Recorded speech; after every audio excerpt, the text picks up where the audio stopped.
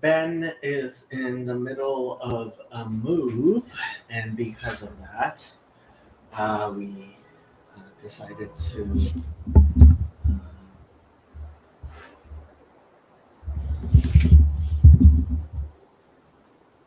defer the normal lessons in Tanya. And I knew that certain people, Donnie, would be anticipating a stream. So I decided, you know what, let's just do a just chatting stream.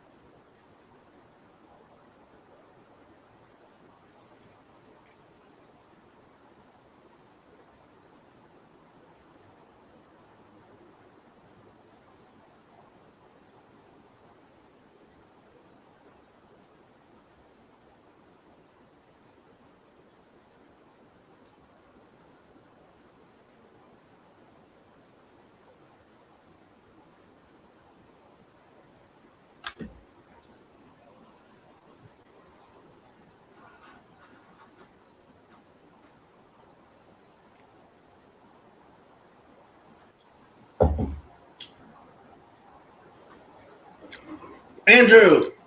Hello? Shouldn't you be in school? No, it's Thursday. You don't have school on Thursdays? Nope. What are you eating? Builder bar. What? It's a protein bar. Protein bar. Yeah. Well, you're not in danger of getting fat, so that's fine. Yep. Well, I hope so, you know. There's a beach day on Friday, so I'm hoping I'm not Beach fat. day. Mm-hmm. Are you taking a girlfriend? I hope she'll probably, well, she might be that. I'm not too sure.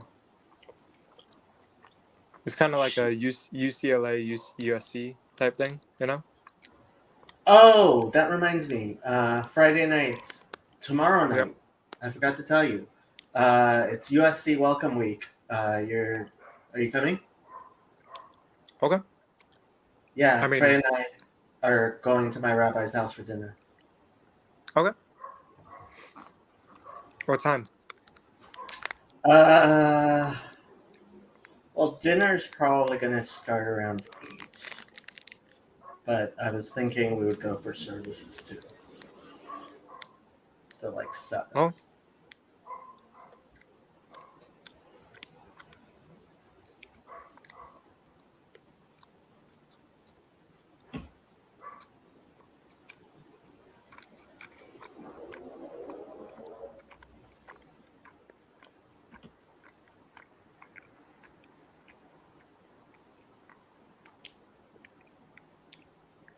Hmm.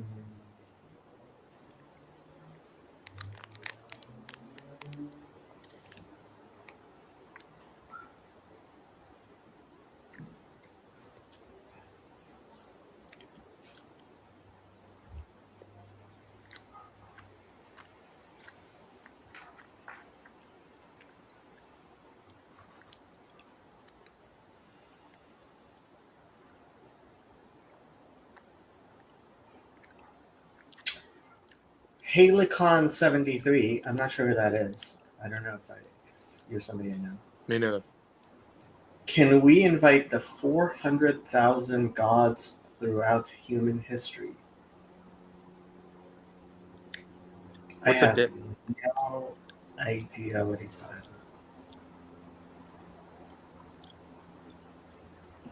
I have zero idea what he's talking about. Me neither, man.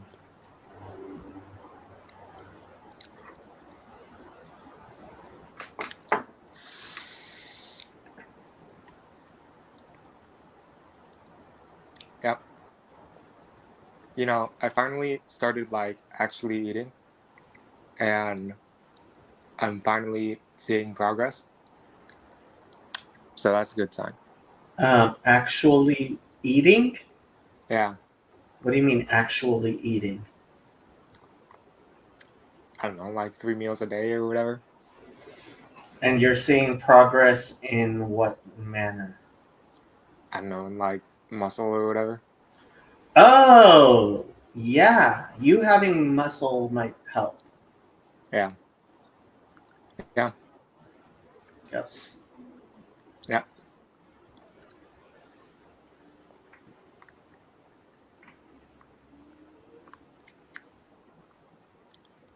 Goes for you too, senor. I have been working out more than ever. Yep. Looks like it, man. I can see it. Really? Yeah. Your shoulders are rounder. I mean, that's all I can tell from the Is camera. that You know, good or bad? that's good. That's good. Believe me, man. Yeah, my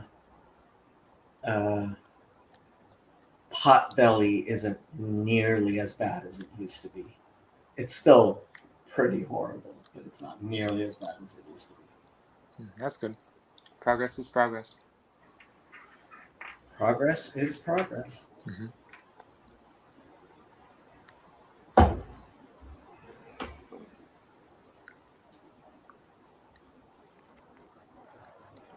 I think Phlebas is asking basically what I asked.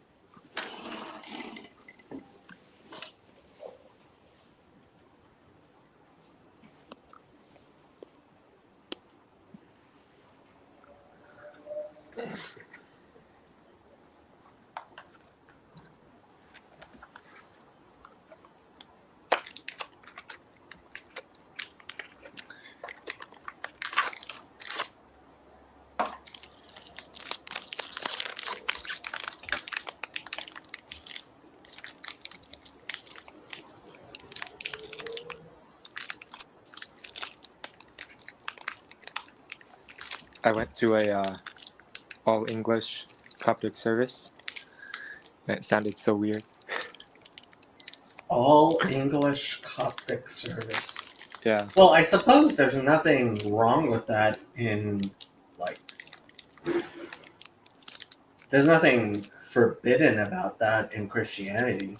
No, but it still sounded weird. You know, it's like they have the cadence for Coptic, but not. It doesn't. I don't know. Doesn't work as well for English, I think.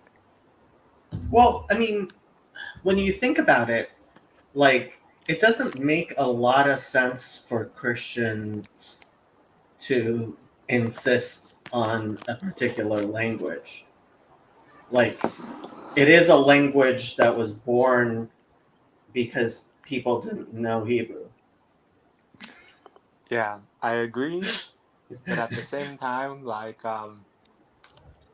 you know, part of why I understand some stuff in this channel is because, you know, Coptic's like half Greek, and there are portions that are entirely Greek in the liturgy. You know, Mhm. and plus, like, you know, the hymns rhyme in Coptic, and they, you know, the cadence works better. That is true. Phlebas, if you want to have that discussion, you should jump on because I'm not going to have that discussion off. What you call it? Nathaniel J. Franco says, "How's the baby, Nathan?" Um, Someone explained the translation of Slavic hymns to English, like trying to sing "Happy Birthday" to the melody of "Star Spangled Banner."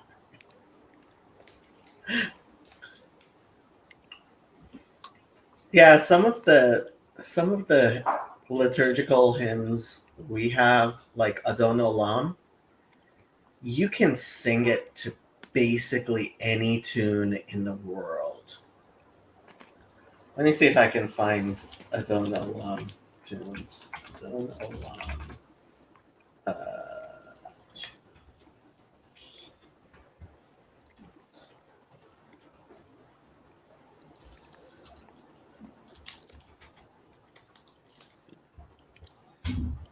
People sing Adon Olam to literally any tune in the world. Here, hopefully they won't copyright strike me for this. It has a million. Whatchamacallit. Views. Okay, let's see if they copyright strike me for this. Not that it matters, but since there's no.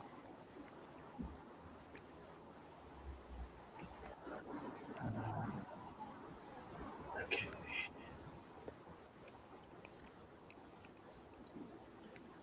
Don't know which direction you'll choose in your life, but one thing we're absolutely sure about: you'll be back. Oh, say shalom bimromav hu yaseh shalom aleinu. Oh, say shalom bimromav hu yaseh shalom aleinu. והכל על כל ישראל ועל כל יושבי תבל ואמרו אמן. על כל ישראל ואמרו אמן. אדון עולם אשר מלך בטרם כל יציר נברא, לעת נעשה בחפצו כל, אזי מלך שמו נקרא, ואחרי ככלות הכל לבדו ימלוך נורא, והוא היה והוא הווה והוא יהיה בתפארה. אדון עולם. Yeah, that's about all I can stand to that. No, I mean Adon Olam, you can sing it to anything. But people sing it to virtually anything. Mhm.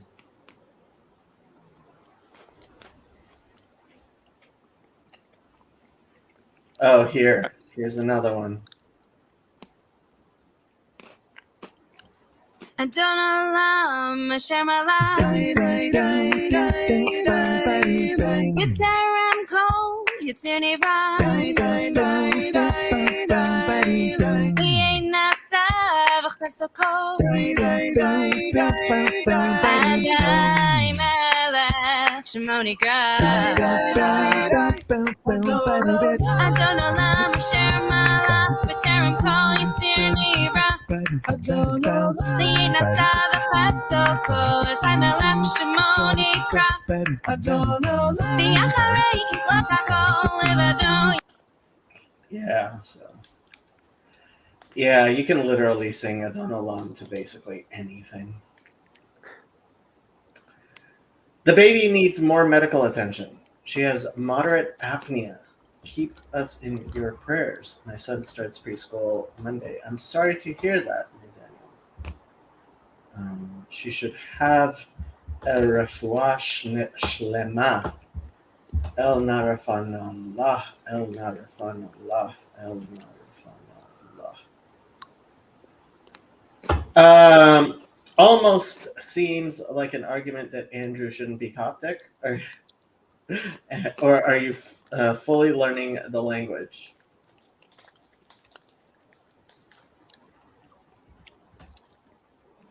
Am I supposed to answer that?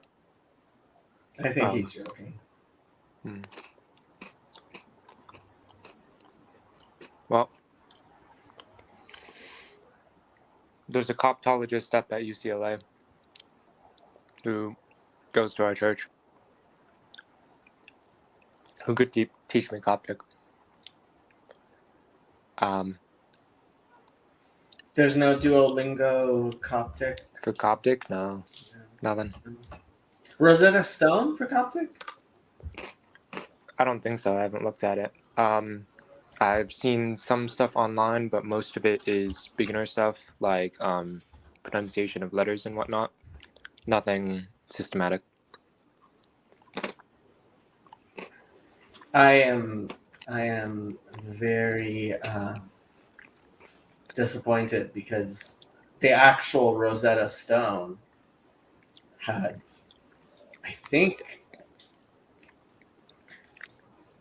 well, I don't think it had Coptic, but it had like ancient Greek, right? Mm-hmm. I mean, ancient Egyptian.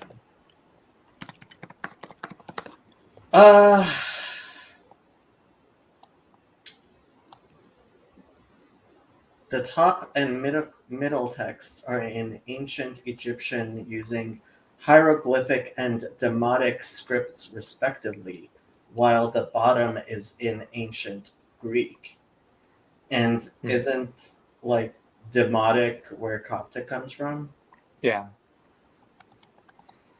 So, like, Rosetta Stone, the company, really needs to step their up. game. Yeah. Oh. I should probably ask someone if I should learn like Arabic or Coptic. You should probably ask someone, but it seems to me Arabic would be far, far more useful. Yeah.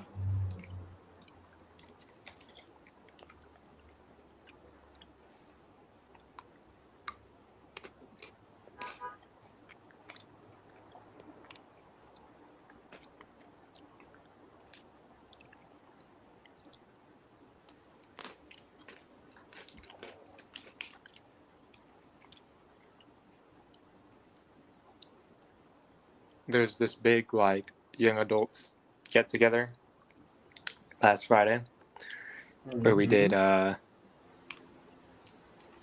think you would have liked it. It was like Vespers and then midnight all the way up to liturgy in the morning. A vigil, an actual vigil. Yeah. Yeah, and it was like being a catechumen again. Everyone was just chanting so well that like when I knew I was doing it wrong, you know? Okay. What does that have to do with being a catechumen? Because like when I was going to St. Mark's and I didn't know any of the hymns, you know? It was like, but I was chanting anyway because I figured I had to learn. Reminded me of that. I see, said the blind man. Mm-hmm. Yeah.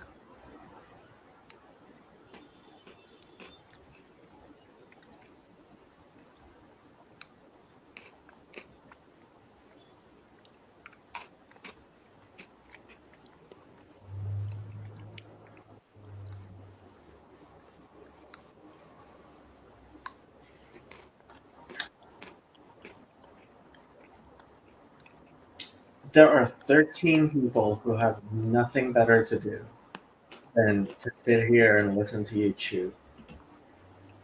Yep. Phlebas says, I read the 2023 Orthodox Convert survey. It was interesting. However, the marriage prospects are statistically not good for you, Andrew. Yeah, I didn't think of that constantly while he was getting baptized. Yeah. I was not like, hey, Andrew, hey, how about you try like a Byzantine Catholic church and see how you like it? I did not say that at all, ever, not even once. Don says the only reason anybody pays attention to Jacob is because PVK is on vacation and they're bored to death. Well, she didn't say the first part. Mm-hmm. Or the last part, but she did say the middle part.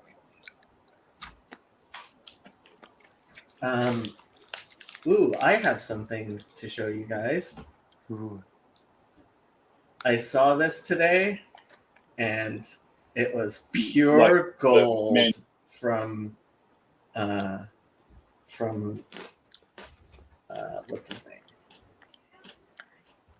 Let's start from the beginning because we can.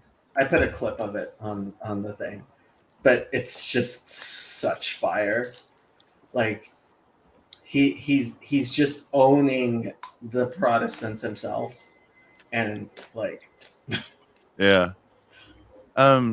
You know, I'd share a story with you. I went to the gym the other day and I was talking to a young man, very, very fit young man. And he asked me what my job was. I said, well, I'm a pastor.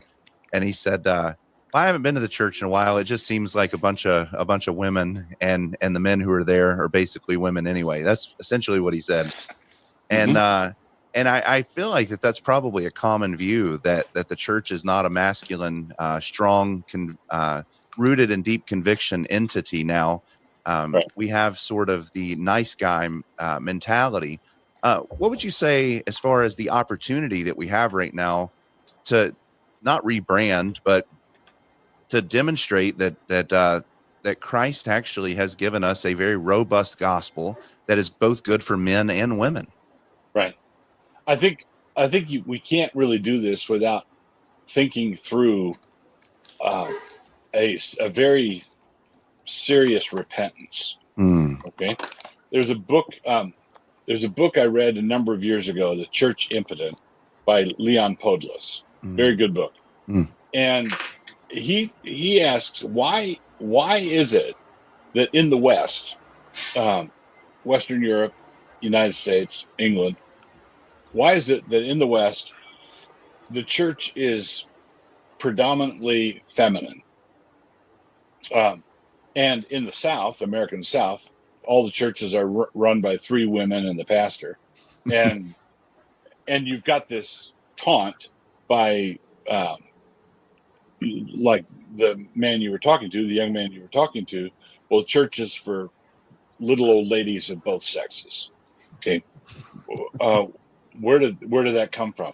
And Podlos argues, interestingly, and this is a fascinating thesis, he kind of lays the whole thing at the feet of Bernard of Clairvaux, because he says it's not that religion is necessarily feminine, because that's not the case.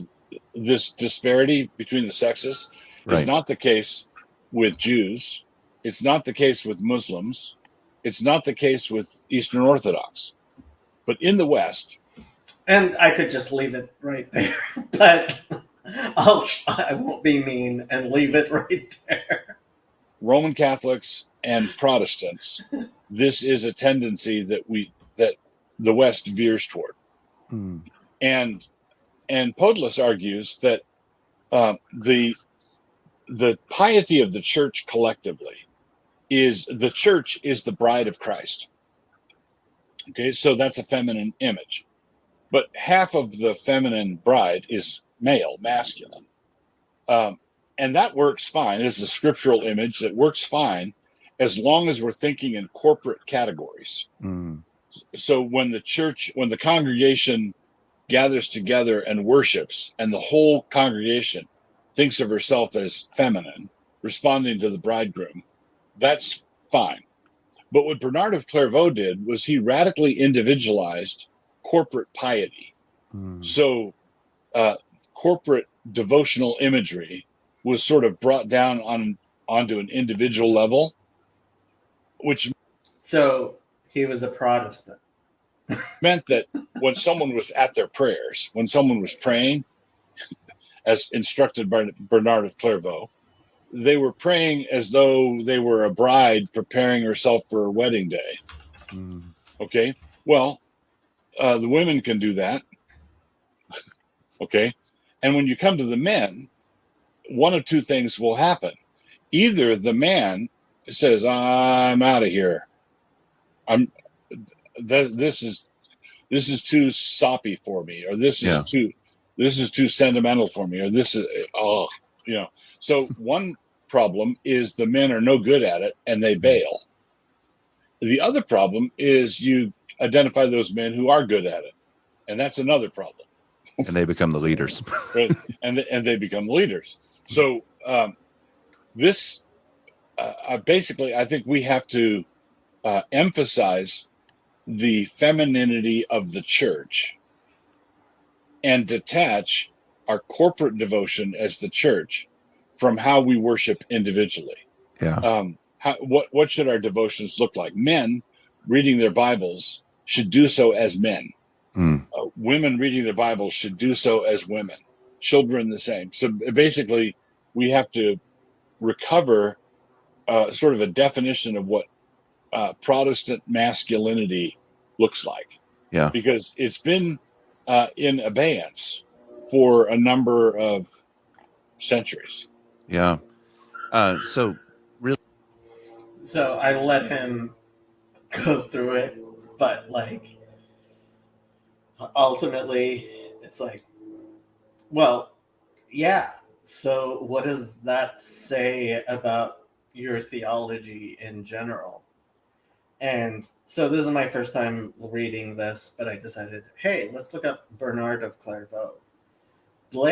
Bernard of Clairvaux, Order of Cistercians. I have no idea who the Cistercians are. They branched off from the Benedictines, so I guess he started. Yeah. I guess he started the Benedictines? Okay. No, That- Benedict started the Benedictines. Oh.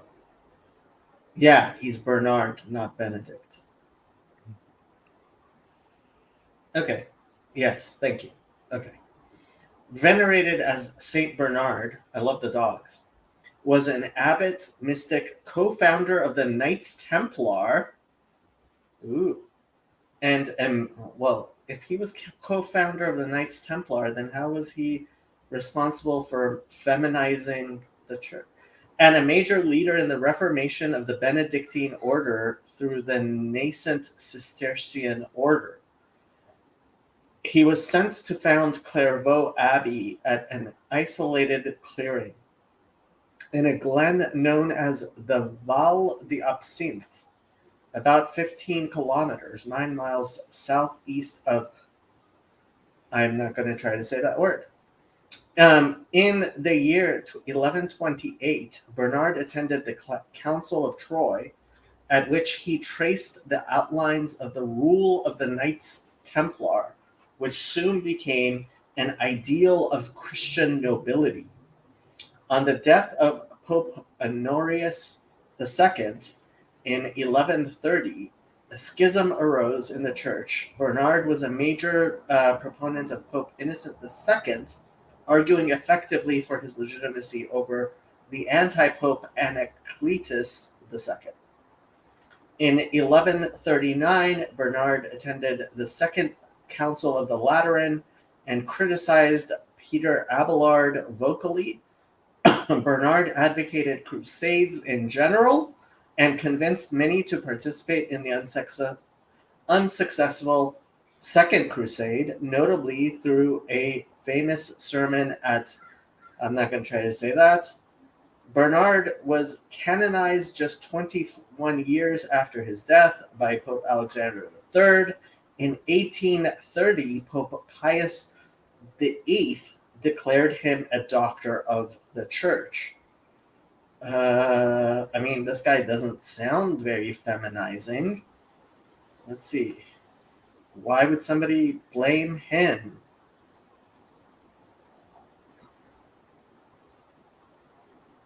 I have zero idea why anybody would blame him. Theology. Bernard was named a doctor of the church in 1830.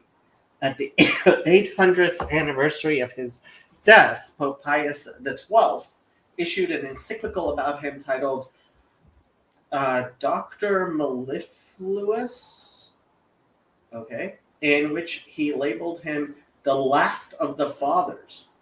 The central elements of Bernard's Mariology, are how he explained the virginity of Mary, the star of the sea, and her role as mediatrix. The first abbot of Clairvaux developed a rich theology of sacred space and music, writing extensively on both. John Calvin and Martin Luther quoted Bernard several times in support of the doctrine of sola fide. Calvin also quotes him in setting forth his doctrine of a forensic alien righteousness, or as it is commonly called, imputed righteousness. So he was responsible for the Crusades, penal substitutionary atonement, Marian devotion, and feminizing the Western Church. Seems like a great guy to me. Yeah, I don't want him to be a doctor of my church.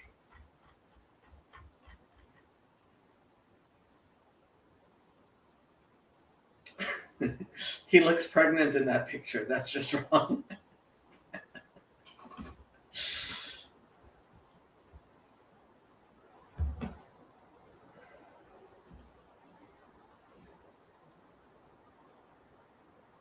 What can I tell you?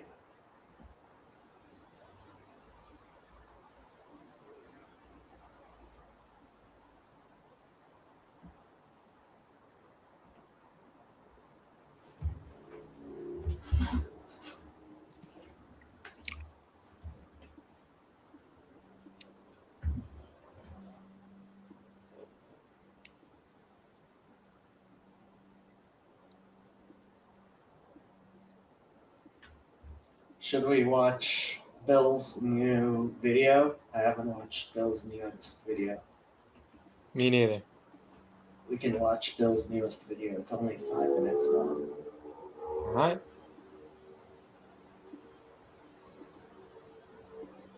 What's it on? I think he's responding to Chad's video about that country singer guy. How you doing? This is Billy Ray. So, there's been a lot of conversation, at least in my Discord, or a Discord I'm part of, about this song, Richmond, North of Richmond. And I've heard a lot of other people talk about it. See, one thing I'm noticing, especially having communications with a lot of people that's not from the South or from this area, it's common. Richmond, north of Richmond, that point of view is common around here. That's just what everybody's thinking. Right. See, you got to understand, in our rural areas, it's hard to make a living. It's hard to get by. Most of us ain't got no high school education. There ain't no unions around here. Right. An acre costs you $30,000, and most people don't make $30,000 in a year. You know. Okay, if he were to see the real estate prices here in Los Angeles, so most houses in Los Angeles are on a quarter acre, and I don't think you can get land with a building you have to clear for less than $500,000. Certainly not anywhere near where I am, and I'm adding the building you have to clear because that brings the price of the land down. I think the average price of a quarter acre in Los Angeles is probably closer to $700,000 or $800,000. Not sure exactly. But a quarter acre for $1 million in Los Angeles is not strange. A lot of people seem to miss the poverty in rural areas. People living in campers, living in homemade stuff. People seem to miss that. And if you ain't from rural area, if you ain't from Tennessee, West Virginia, Western or Southern North Carolina, most of Western South Carolina, Northern Northwest Georgia, you're not going to see it. You're not going to know it. Now, there's a big culture divide when it comes to us rural folks compared to the rest of the country. And, it's a common problem out here for us to get all wrapped up in the stuff that's not going our way. And things not being as easy as it was in our grandparents' day, but it wasn't easy in our grandparents' day neither. A common mistake most people make. Country music is sad. Blues, bluegrass. Come on, man. Comes from your soul hurting. Alcoholism, it's rampant out here. It's because our souls are broken. Because our souls are bleeding. Our bodies are broken into pieces.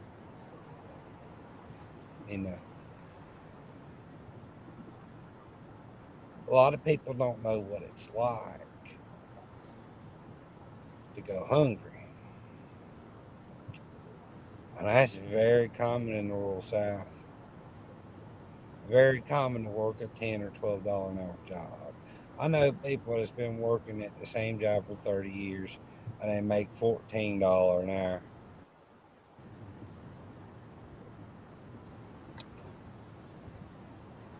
That song, Richmond, North of Richmond, it's more symbolic. You can't take it literal. When he talks about the miners and then he talks about the island, he's talking about in general.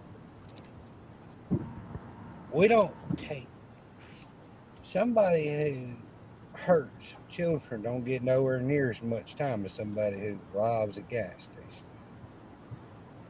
Right? Our working men are beat up and destroyed. Yeah, we can make some really good money as blue collar folk, right? Tradesmen. Our bodies are destroyed by 55. I'm 37 and I've had 4 surgeries. And we just keep on getting after it because that's what we got. There ain't no reprieve for the rural man, for the southern man. There ain't no reprieve. But we got to be careful. We've got to be real careful in how much we give that power. How much we allow our emotions and our pain to take over our life and control us. Ain't no $1 million gonna get you out of this situation. Ain't no money, ain't no working harder gonna get you out. No things are gonna get you out of this situation. And making those songs ain't gonna tell them damn Richmond, north of Richmond, a damn thing. You know what's gonna tell them something? Don't buy into their shit. Yeah, we should complain, but we should be doing more about it than we're complaining. You focus too much on complaining and not enough doing, you're not going to get nowhere. And if you focus too much on doing and not enough complaining, nobody knows what the hell you're doing. Right? There's a season for everything, but too many people get wrapped up in the emotions and get wrapped up in the bottle, and they don't never get out. And they leave generational curses behind with them. The South isn't suffering from no damn politician. We suffer from generational curses. Preach. How you doing, Chad? Good. It's funny. I was just talking with my wife about the song My because it was like this morning at 4:00 in the morning. It was at 14 million views. And I was like, "Good God, man!" And then it's right now. It's at 18 million. It jumped 4 million views in 12 hours. Are you kidding me right now? Oh, it's the #1 song in the country on Spotify. Yeah, and I'm guessing the actual radio stations aren't even playing it because I'm guessing they don't have access to it, which is probably pissing them off. Well, no, it is on Spotify. So if it's on Spotify, the reason it was able to go, because it seems, well, it's on Spotify. So if it's on Spotify, there's the copyright and there's the ability to play it. Well, my video, the video I made, has no copyright claim on it. Yeah, So I'm that's wondering- very interesting. And the other thing is it's not even his channel that released the video. So all of the views all of whatever money that video is generating is going to the people that own that channel, and it's not going to him. well, that's a friend of his who made the video with it. Right. So no, he's so I don't know if you saw the Facebook post that I don't have he Facebook. put up. No. Well, somebody put it on my Discord server, so let me pull it up. I'm going to start roboting, but I'll be listening if I'm not talking, okay? Okay, Bazani put it up on my Discord, and here, let me. I liked some of the stuff that I did see by him. I want this guy to succeed. I just want him to write a better song. Well, here, listen to what he.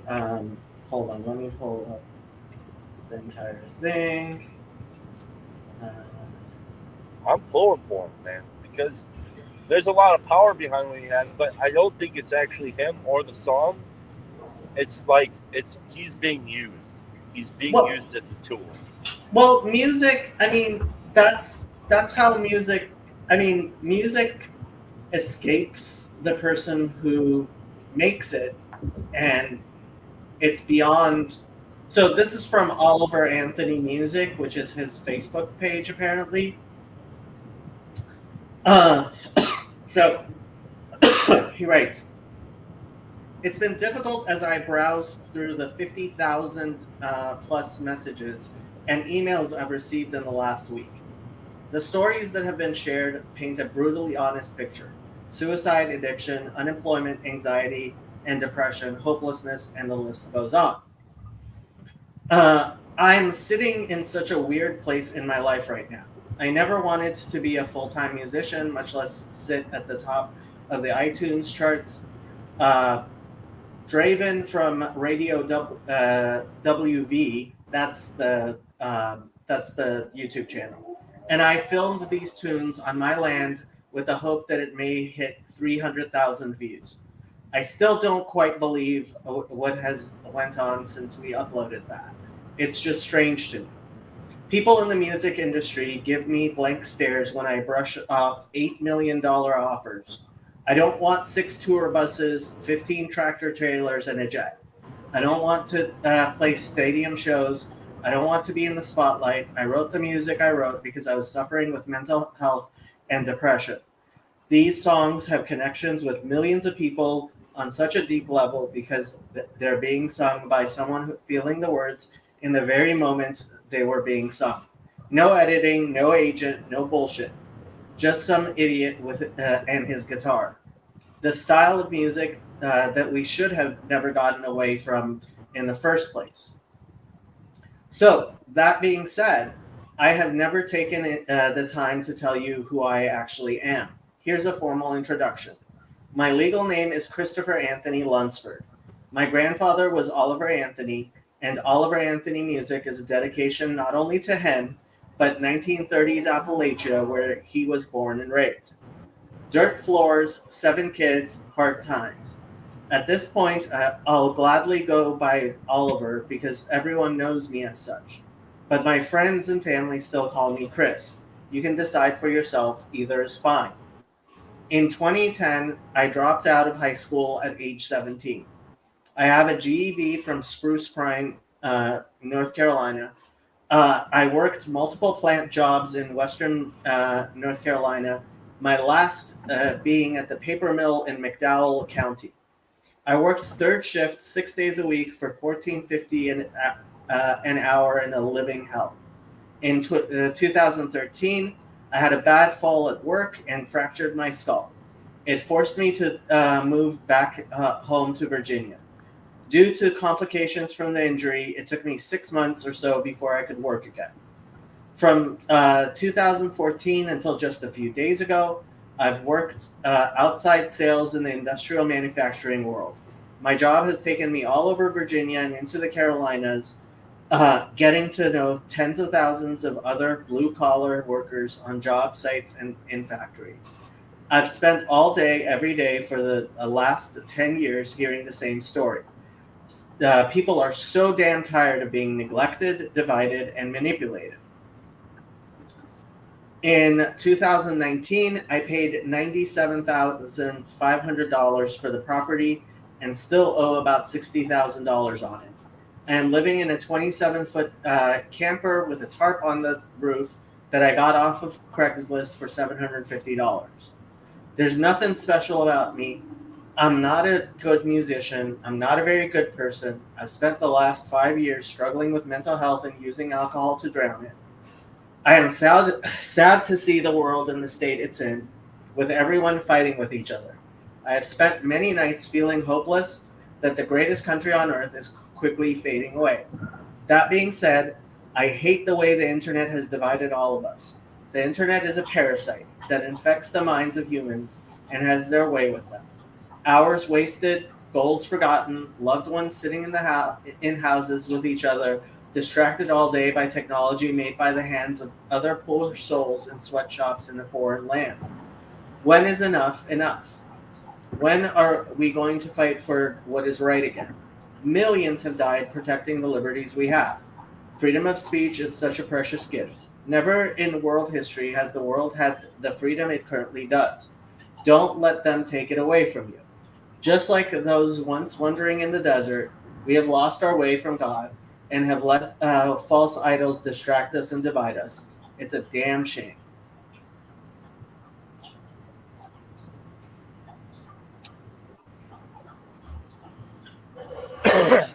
Well, that's all good, man. But I still, for me, doesn't change my mind about the content that's in the song. Oh yeah, I don't think. So this was the hardest thing in my traveling that I learned. A lot of the people in the red states, they really, really have no idea how things function. And they think that it's people in the blue states who have no idea how things function.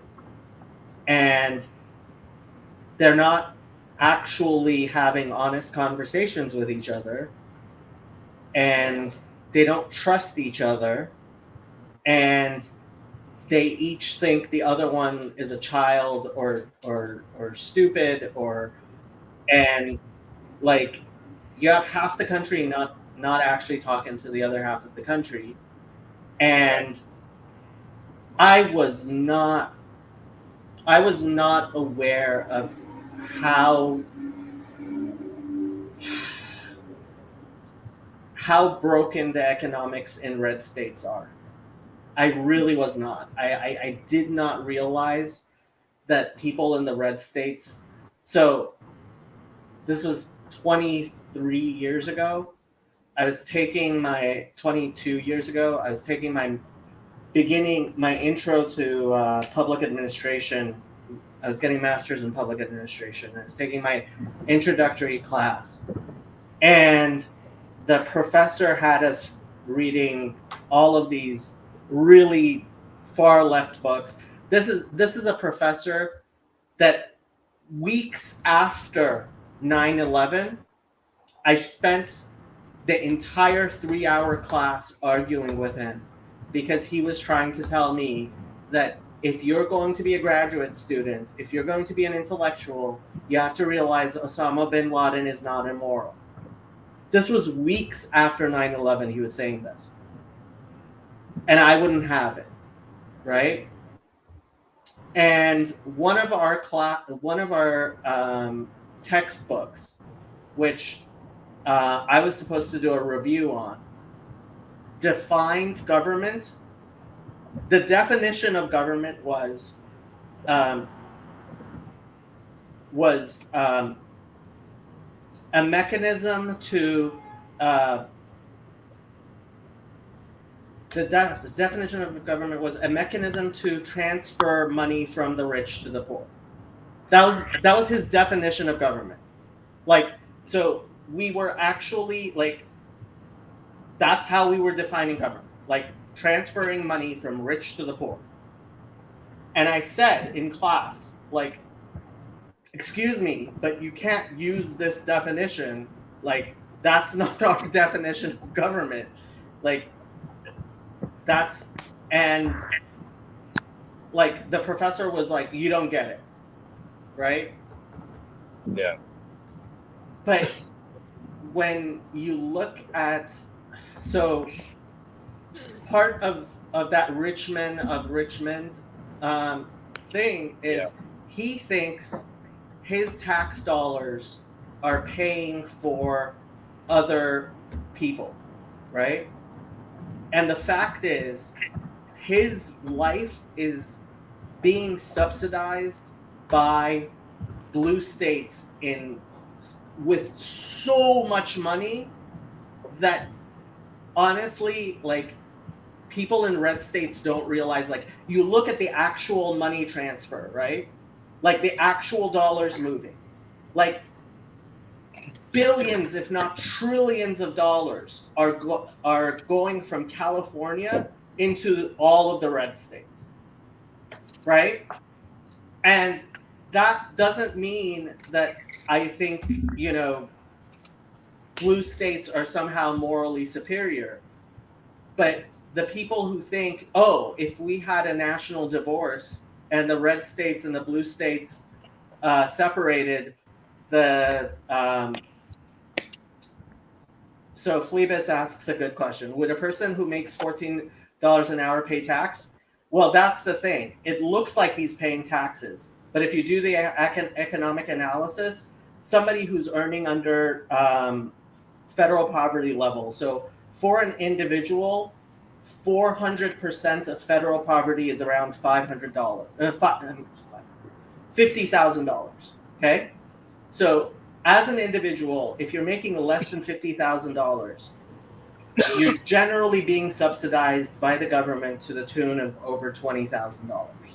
But you don't see that $20,000 because it's paying for the roads, and it's paying for the military, and it's paying for the medical system, and it's paying for all of the things that you don't actually see. And you drive on those roads every day.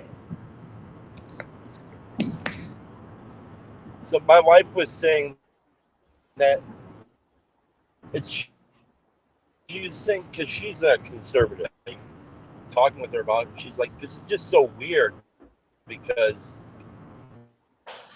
it's weird that so-called conservatives are getting behind this song the way that they are, because it actually sounds like a Southern Democrat song. It is. And I was like, well, that's it. Interesting take on it. I mean, because like it's so bizarre. It's like it's really convoluted, and I like this. I like the heart that this not informed about what's going on, has a general idea. Most of it driven by resentment and just a lot of BS. And I love what he said about the internet. I mean, I was also really kind of concerned that I saw a video where before one of his shows, he was reading out of Psalms, and he started weeping while he was reading it, and people went fucking ape shit, dude. And he was talking about slaying the rich.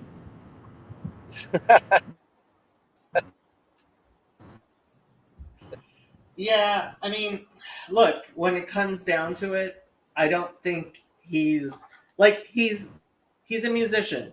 And if you get your political ideas and your economic ideas from musicians, like that's like trying to find out how to cook from a basketball player, right? Like being a basketball player doesn't mean you know how to cook, and being a musician doesn't mean you know how to run a government or shit about economics. If you actually want to understand what's going on, Thomas Sowell, Black Rednecks and White Liberals, great book. Right. But that's what I'm saying. That's why I think he's actually like this very strange, genuine American symbol, because he's kind of the embodiment of what of somebody like me who is ill-informed, who is easily manipulated, who wants things to change but doesn't know how to, but wants an easy answer, so says easy shit. I do think it is interesting that the song is uniting people across the board. That is very interesting to me. But I think that's because the left ran out of gaslighting juice, and people are so sick of what happened over the last few years that they're just grabbing onto anything. And so this guy comes along and he has like the actual American anthem for everyday Americans who are stupid like me. He said it. I'm just a stupid guy. You know, like, I don't know. But it is a very interesting moment. People's heads should be spinning. This song dropped 8 days ago, and there are 18 million views from a nobody artist. That is insane. It's insane. It's unheard of. Oh, it's been selling like you wouldn't believe. I mean, you're just looking at the YouTube views. It is at the top of the charts. It's the #1 song in this country. How ironic. How ironic. Well, I mean, that's what blues is about, though. And the one thing he gets right is, guess what? Like Billie Holiday, I don't know how much you know about Billie Holiday. I know Billie Holiday. Strange Fruit? Yeah, love that song. But her life, like, she was... It's a damn tragedy. Yeah, complete tragedy. And it's like, the tragic people sing the blues. You didn't know this? Like, No. Yeah, that's not my point. My point, my concern is, like, so I come from a very strange position on this, because when I first heard this song, I was moved emotionally by it. Okay, so I was Yeah. like, wow, this is, I knew that there was something there. And then upon listening to it the second time, I'm like, holy shit, this is a really stupid song. And it's really, really not good that this message becomes like the message, because it's a stupid message. Regardless of the blues. Okay. Look, so the song "Imagine" by John Lennon, right? Yeah, right. I hate that song Mm-hmm. because it's got all the stupidity of John Lennon all over. Yeah. Let me ask you, did the song, Pink Floyd's Another Brick in the Wall Part 2, did that have a good message, and was that helpful for anybody? We don't need no education. We don't need That's no right. mind control.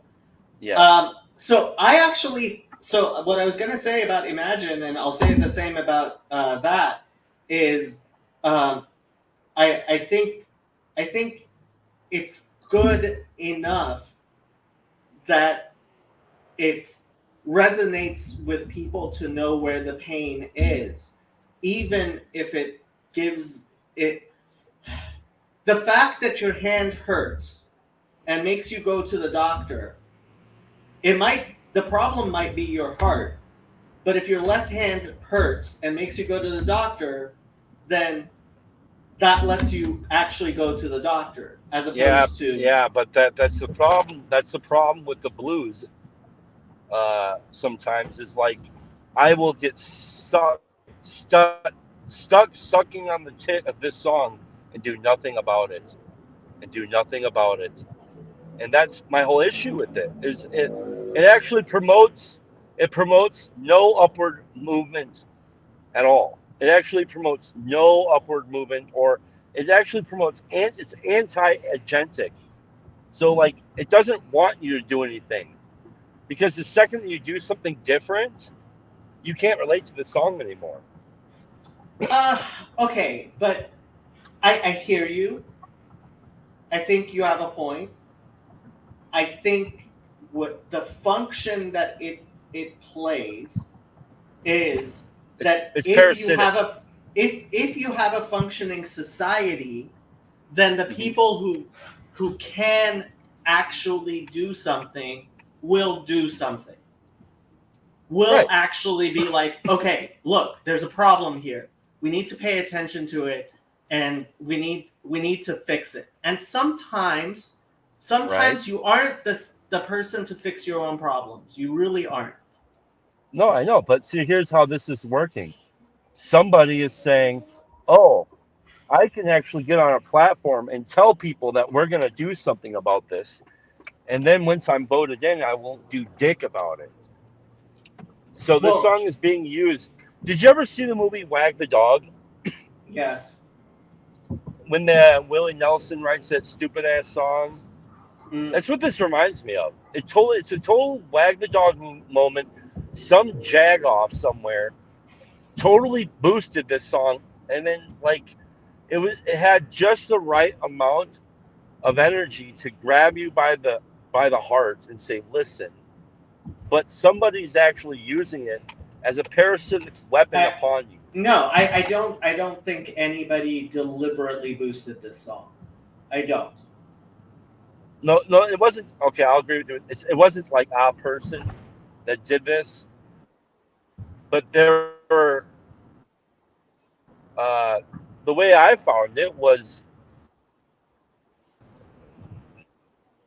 it's like, I think Black Conservative was the first place I saw it, and then I started seeing the thumbnails around, and that's how I knew it was a political song, because, like, I never saw the actual video of the thing pop up. I only saw all these political commentators saying this is the song, and so these people are using it to grab your attention. They don't give a shit about you. These people don't give a shit about you. But it doesn't matter if they don't give a shit about you, Chad.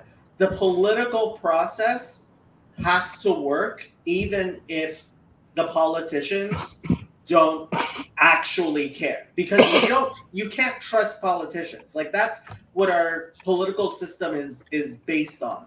Like, our government exists to protect us from the politicians, not to empower, because we don't trust any of our politicians.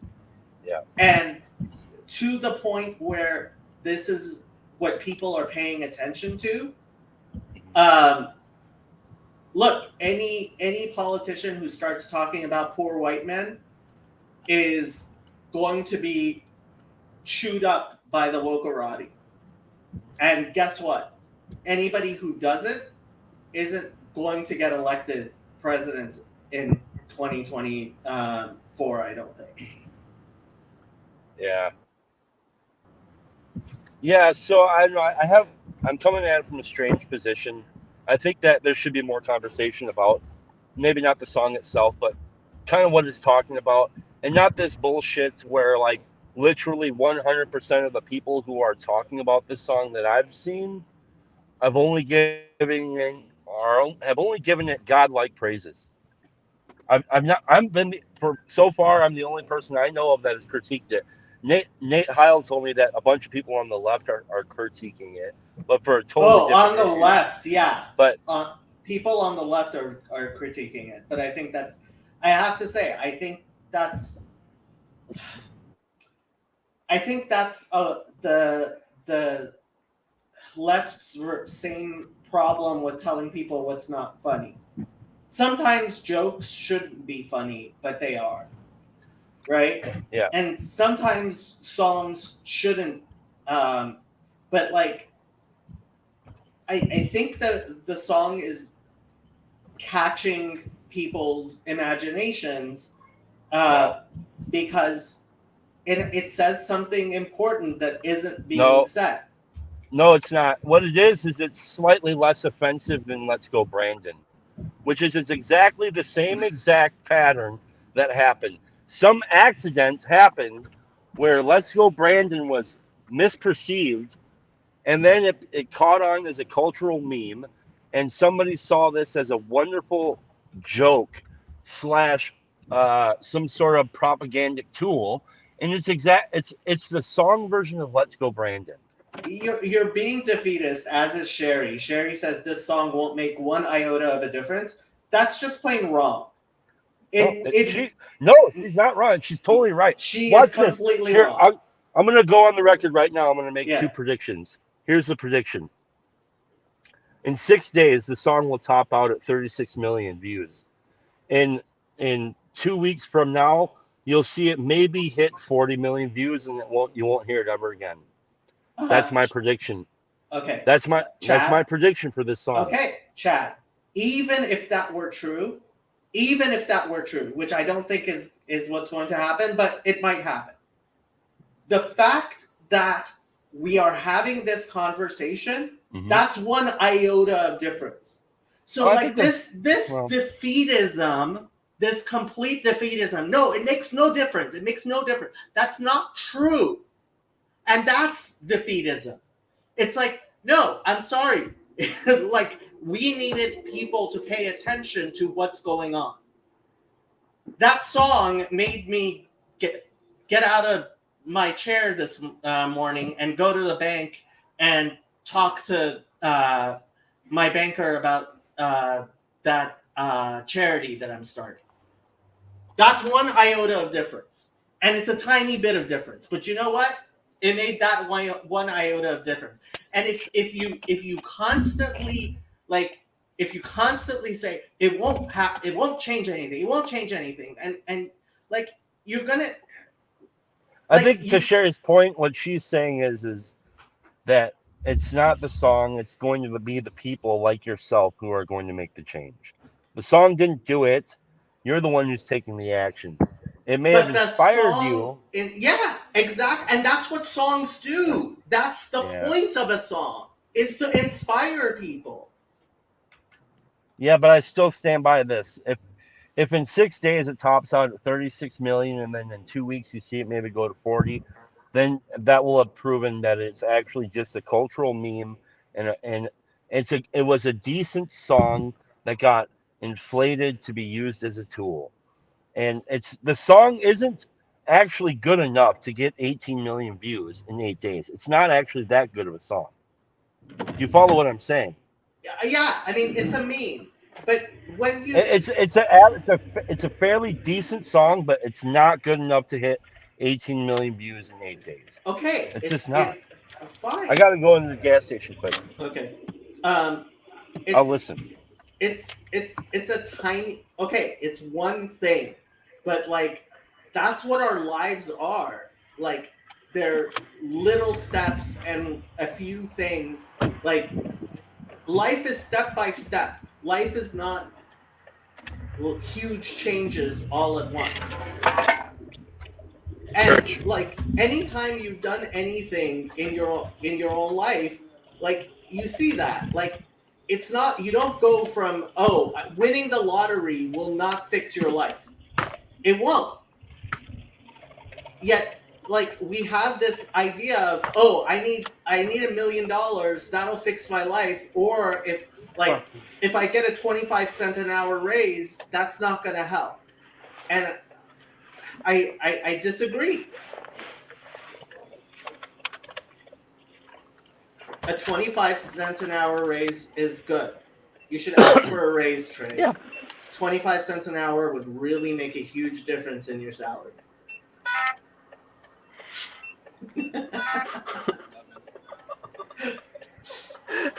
Sure.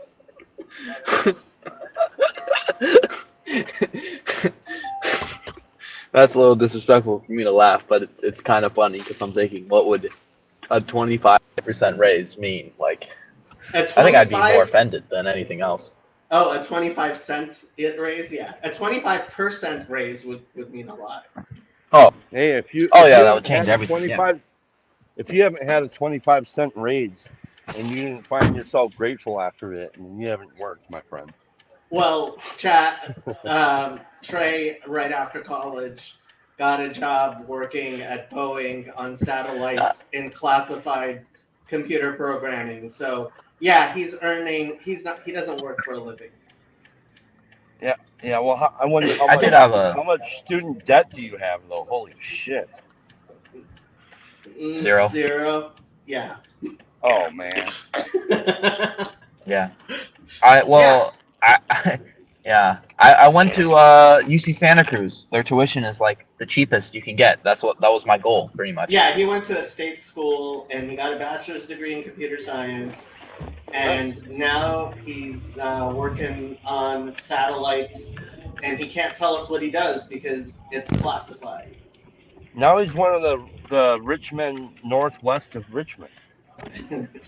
Well, he's not actually north of Richmond in any way. You know what's But he crazy? is. I'm not. My dad actually, my dad's from near Richmond, and he actually went north of Richmond. So, yeah. Well, I can guys, understand the song a lot. My family is from Virginia, and I understand at least what they're going through. It's really tough out there. But you grew up in Pacific Palisades surfing. Yeah, I can understand at least from other people's experience. You know what I mean? Like, I'm not saying I've experienced it. I'm just saying that at the very least, I see my aunts and uncles, and I'm like, dang, like, sucks to be here in Virginia rather than California. You know what I mean? yeah, but then if you go north of Maryland, you have Maine, which is one of the worst states in the country. It's super poor. Yeah. They're like, they'll pay you to live there. Yeah. Look, Sounds about right. on my road trips, I was absolutely flabbergasted by seeing the economic.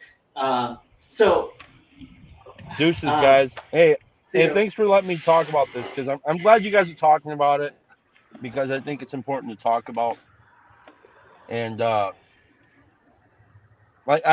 think it's a good enough song. I just think that It's like everything else. I don't give a shit about the AI. I don't give a shit about Kanye. I don't give a shit about, Richmond, north of Richmond. I give a shit about what are the people doing with it. That's what I care about. So that's what's most interesting.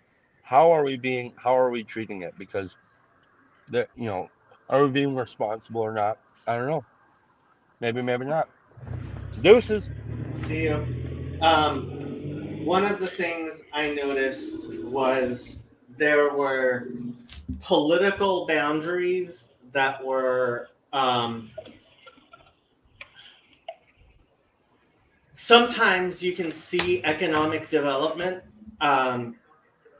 is unequal because of political boundaries, right? You see, oh, hey, there's a political boundary here, and that's why on this side of the street, like if you cross the border from the United States into Mexico, right, you see the difference, right?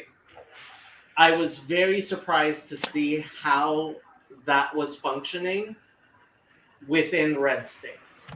There were political boundaries which were obviously like the development was like, oh, like this shouldn't be like this. And I was very. You ever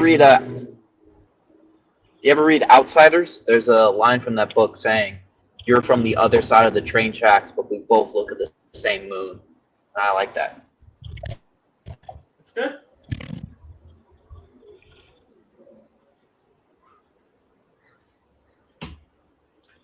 Garth says, machining is a trade that can get you rich while still being working class. Look, there's nothing wrong with being a knowledge worker. There's nothing wrong with getting jobs but one of the things that Billy Ray talked about, which I think is really important, is in a lot of states, including Texas, the workers' compensation laws are not functioning the way they should. And if the workers' compensation laws, a lot of these trades jobs would pay a lot less than they do, which people would be like, why would you want that?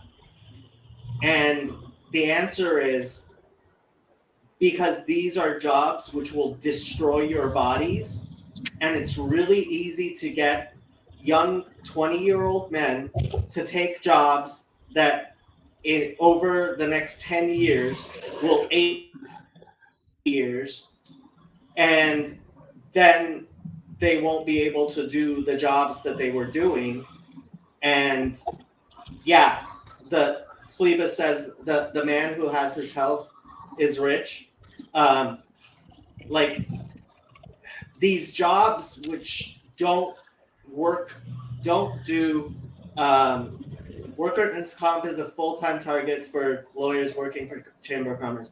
Look, when workers' compensation actually works, which it should, and oftentimes doesn't. Like this goes into insurance, and I could talk about insurance economics forever, but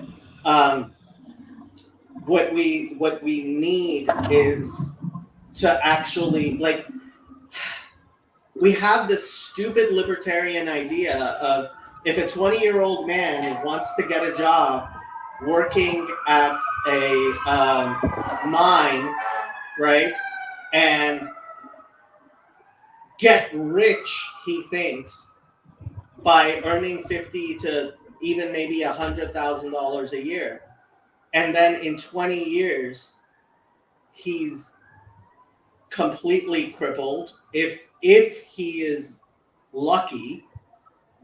Hooked on OxyContin. Yeah, and not able to work anymore. Like, no, that doesn't work. I think you also have to. Yeah. I was going to say, I think you also have to mention the idea of like how much OxyContin has affected those jobs and those workers. You know. Right. Yeah. OSHA is kind of dumb. Yes, it can be excessive, but people are ignorant of how worker. Yeah, like OSHA is really important. I'm sorry, Sandy, but you're absolutely wrong. Workers' comp is not a waste of time. That's just not true. Payoffs take care of OSHA and food plants. Look, we have corruption. Yes. Guess what? Corruption exists. This is not news. And guess what? You're never going to get rid of corruption. But like, corruption is no excuse for like trying to go back in time for things and having this idea that without these faulty and corrupt systems, it wouldn't be worse. I mean, saying workers' comp is worthless is exactly like saying defund the police. It really is.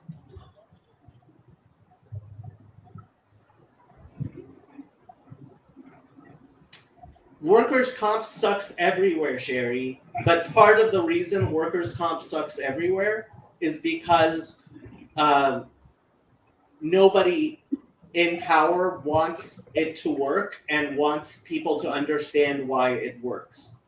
Like, this is what kills me. Like, a huge part of the problem here is our intellectuals are idiots and they don't explain things well and they don't know things.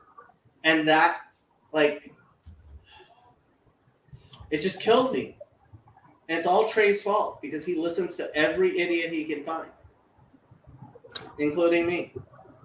You know what? Hot take. All politics are entertainment. The idea of having actual news and facts is over. It's been gone a very long time. That's all I'll say. That is the opposite of the truth. Oh, really? Yes. The opposite. Oh, really? Of the truth. Oh, Yes. You're going to stand by that statement. You're going to say that to my face. Yes. That is the Okay. opposite of the truth. Read me the titles. No, excuse me. Forget the titles, please. Okay. If you actually know the history of the news media in the United States, you would know that actually news was less informative, more entertainment, more corrupt than it is now.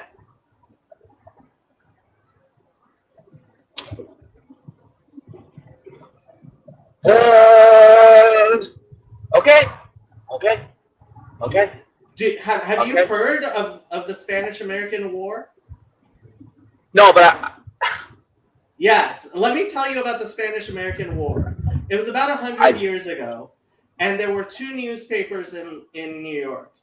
And the two newspapers in New York took turns trying to sell more papers by provoking people to want to go to war with Mexico. That's why we ended up with a war in Mexico, because two newspapers in New York were competing for frontline entertainment value. This is a famous, which people will say, no, that's very simplistic of what the history wasn't actually exactly like that. But it's basically what happened.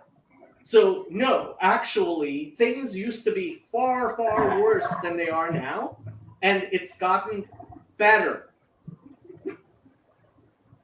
Okay, that is a view, and I will accept that. What I mean by that is I'm saying that, like, I don't believe that you can make news without it being entertainment. I don't think those are separate. I think it definitely was in the back of the day, at least with a lot of reporting. No, The it point was at never least- like this. No, it was never. It was never.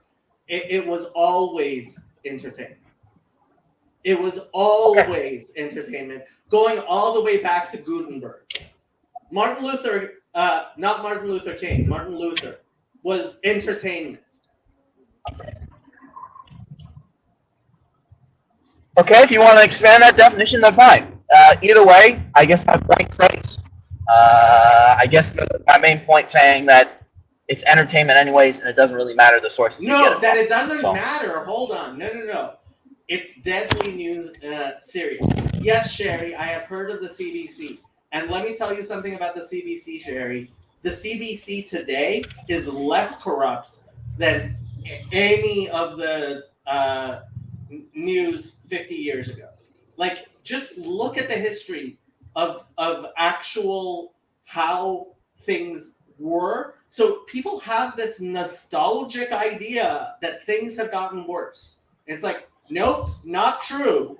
Things have actually gotten better, but we see things in ways that were not visible to people. Things have gotten better than they were, but it's more obvious to us because we communicate faster and there's less control of the media. Wait, actually, I just realized I'm right. Can you show me a YouTube channel that is going to cover a range of topics, not from a certain political slant, but is going to have things mixed in? So if I remember correctly, news back in the day had many different stories, right? One of them may be local man saves a cat, blah, blah, blah, all these different stories, right? Trey, But yes? okay, so as opposed to what used to happen with newspapers, which was there was one editor who got to decide what everybody in the entire city got to see. And if you were lucky, there were two newspapers. So Los Angeles, not that you would know this, used to have two major newspapers, Los Angeles Times and the Daily News. And the Los Angeles Times was the liberal Republican paper because Republicans were liberals back then. And the Daily News was the conservative Democratic paper. And even to this day, the Los Angeles Times is the liberal paper and the Daily News is the conservative paper, but that's beside the point.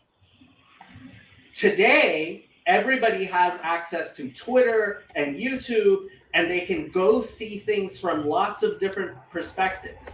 Now, there is greater balkanization,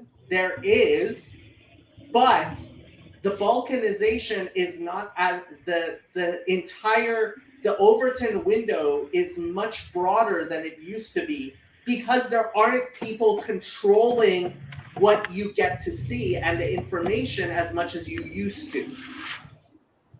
There is more information available to you, more true information available to you, and bullshit narratives get chopped down far faster than they used to. Oh my gosh, such an IDW take. Much wow. Oh my gosh. Oh, I never would have predicted you would have said that. What do you mean? Okay, not to be disrespectful, but I do think that you can have. I think that Destiny's quote is pretty apt at this point. Before, we would say pretty much, don't stick your hand in a toaster, right? But now there's people who you can get a community of people who just stick their hands in toasters. And I think that's my point, at least. Yes, of course there are more varied news, but if you want to just look at only anti-Semite stuff, you can do that 24/7. And you can find channels that are directly related and give you information only related to anti-Semitism. Or you could do the same. Like Trey, yes? You are terminally online and you think online is real life. And you're wrong. Okay, then January 6th was not real life, I guess. Had no effect on us. Hold on, January 6th, what effect did it have on your life? Okay, fine. COVID, fine. No masks and anything didn't have any effect on my life. You're correct on that. No masks had an effect on your life? What are you talking about? COVID misinformation. Fine, I'll be super clear with How did COVID misinformation change your life? How do I understand if it did or didn't change my life? How would I be able to say that? How would I be able to understand that? All I can say is we probably had longer lockdowns, and there's probably people I know. Actually, there are people I know who got sick because of people not getting vaccines, people not getting masks. We had longer lockdowns because Facebook was censoring people like Jay Bhattacharya have been censored, and censoring people like Sam. Sam Tiedemann from Our Little Corner. he was being censored. Go listen to my April Fool's stream from April 1st with Sam. Okay, fine. I will be very specific in my words. You have zero clue what's going on because you No, were I do. listening to I do. idiots for years. Oh, zero? Zero Yes. clue. Zero clue. Yes, Oh, well, zero. I know that. Zero clue. I know Zero that. clue. I know the vaccine doesn't have microchips in it. You know, I'll say that. You know what? I'll be honest about that. There are no microchips in the vaccine. Am I right about that, or am I wrong about that? Trey, should you have taken the vaccine? Say that again. Should you have taken the vaccine?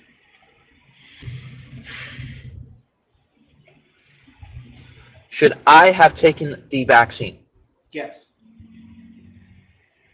You're gonna have to break that statement down because you're gonna chop it up into pieces. So I want you to say more explicitly what do I mean by that. Should a 20-year-old healthy male like Trey Braswell have taken the mRNA vaccine? Okay. Am I living on an island? No. I'm talking about you Okay. living where you are right now. So I'm surrounded by other people, Yeah. and those other people. Okay.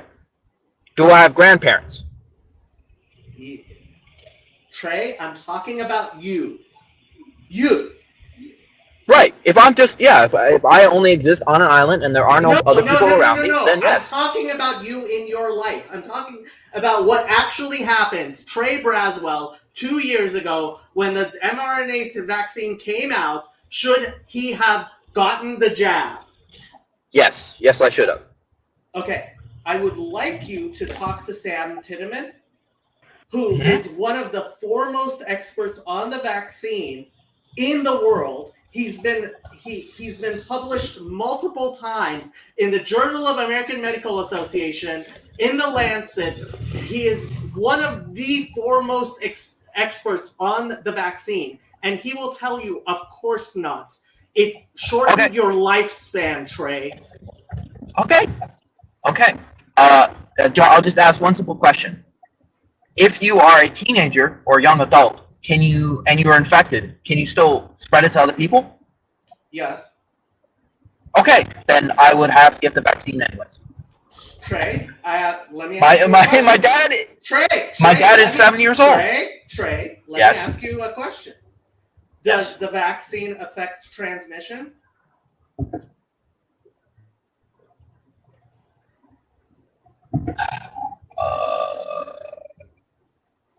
Shoot, you're using a tricky word that's flexible. No, I did not use a tricky word that's flexible. You have so much disinformation about the vaccine in your mind, you have zero clue what you're talking about.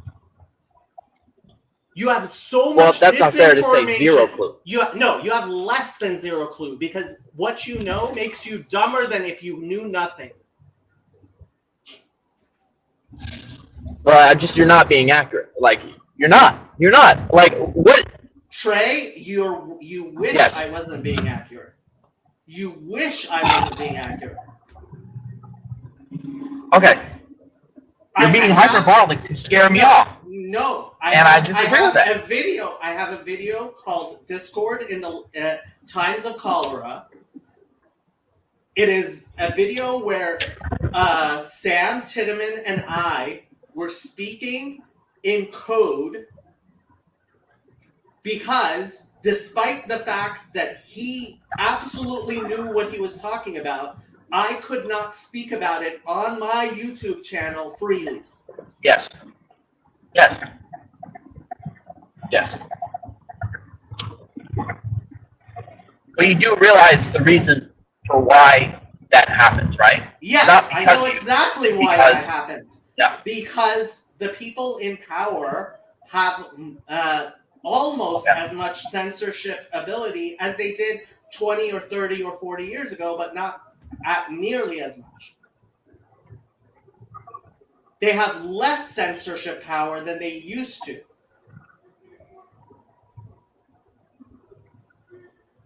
Okay. I'm still confused how this drifted away from my main point. That What's your COVID main point? information didn't affect life. I don't understand how that would be not true. Oh, COVID misinformation from the CDC definitely affected. You took a vaccine that you should never have been made to take, and you definitely should never have taken. That definitely affected your life. Yes, that misinformation that came from Anthony Fauci has definitely made your life worse.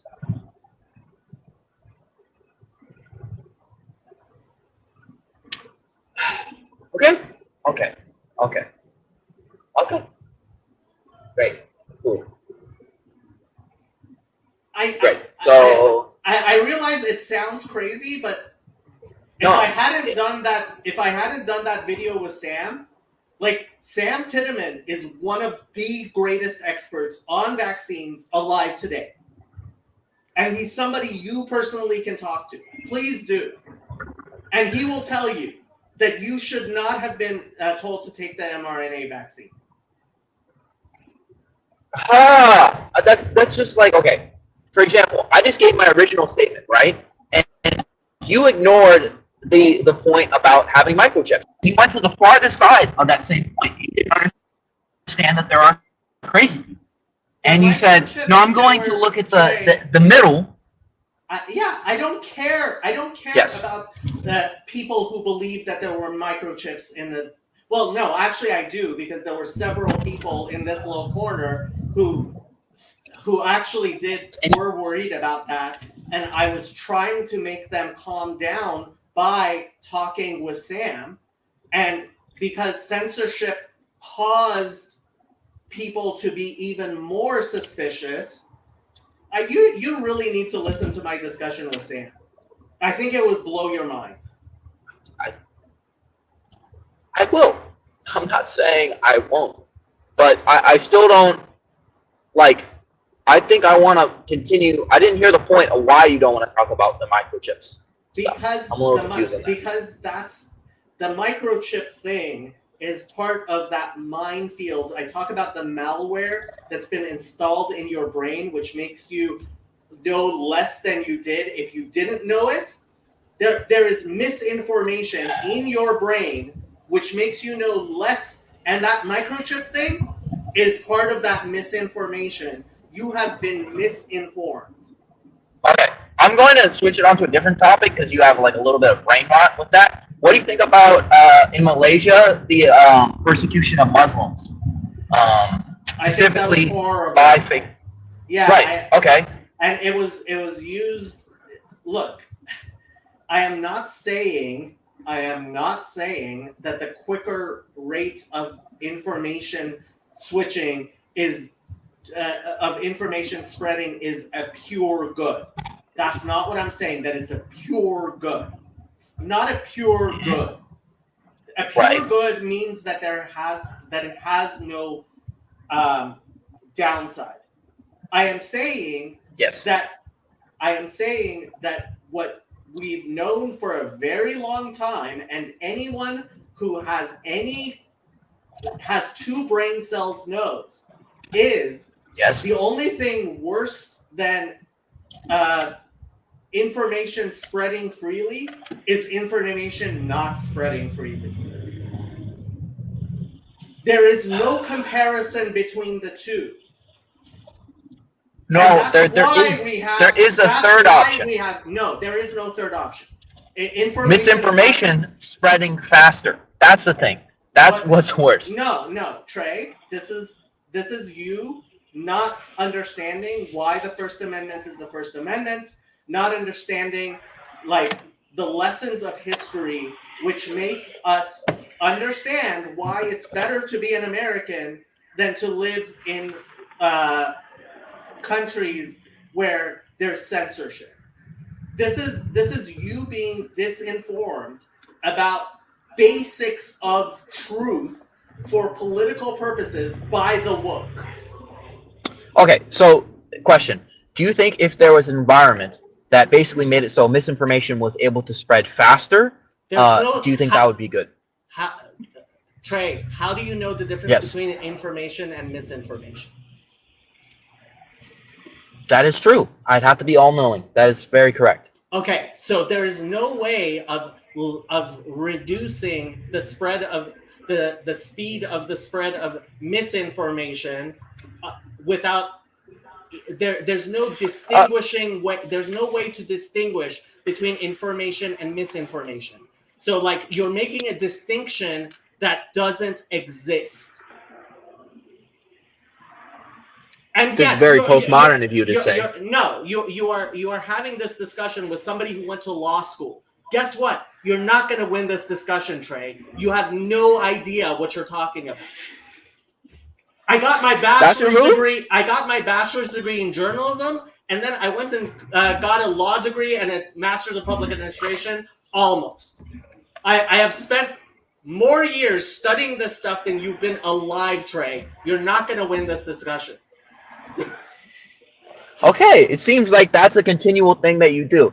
You either say, you know nothing what I'm going to talk about, go watch this video, I have more degrees than you. Which is fine, you can do that. If you want to do that and say that the game is over, then that's fine. If we're talking about computers, if we're talking about something you know more about than I do, then I will defer to your knowledge. But when you're talking, when you're in my basketball court, wait, and you're talking no, I shit, disagree. And you're talking shit, I am going to slam dunk in your face over and over and over again because you have. Well, when was your journalism degree? When was your journalism degree? I graduated in 1998. So before the internet and before any of these things are relevant. Cool. What are you talking about? When I was doing my journalism degree, I was the online editor of the Los Angeles Daily News. Right. When very few people. That was when there was still dial-up. What are you talking about? No, it wasn't dial-up.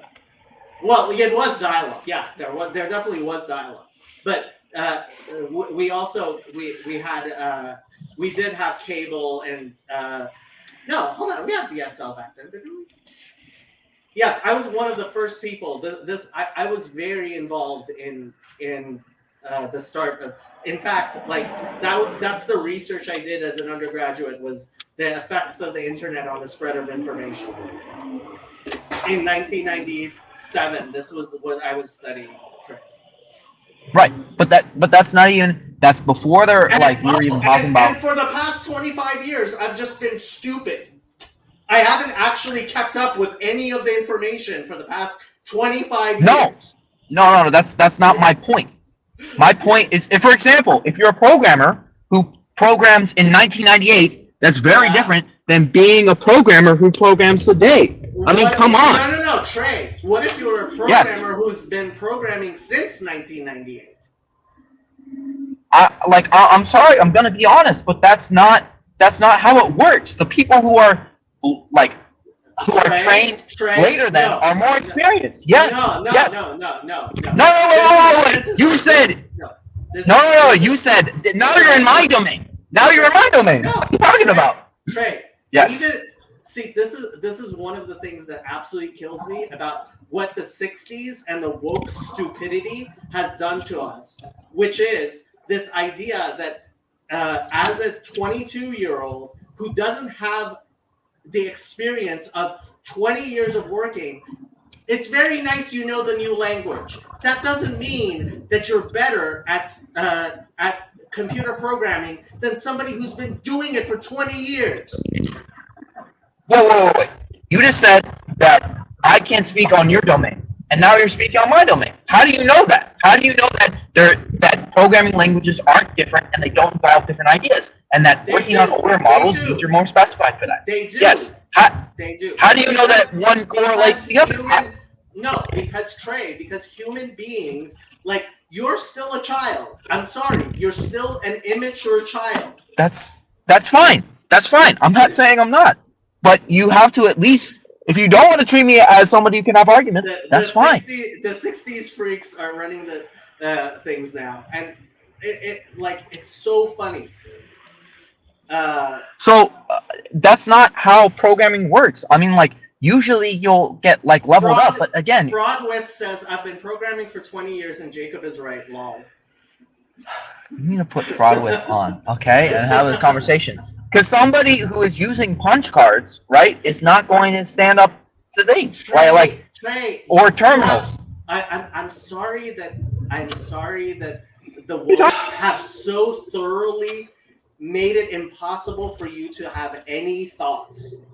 Like your brain, like we have to reinstall from the very beginning because like it is like your operating system has been so messed up, like you have zero idea what you're talking about. All I'm saying, this is something I remember reading in programming books when I was learning and everything like that. Yeah. That yes, like older people are pretty much better at maintaining older systems, but keeping up with everything, no, that's not something that's possible. I don't understand how that would be possible.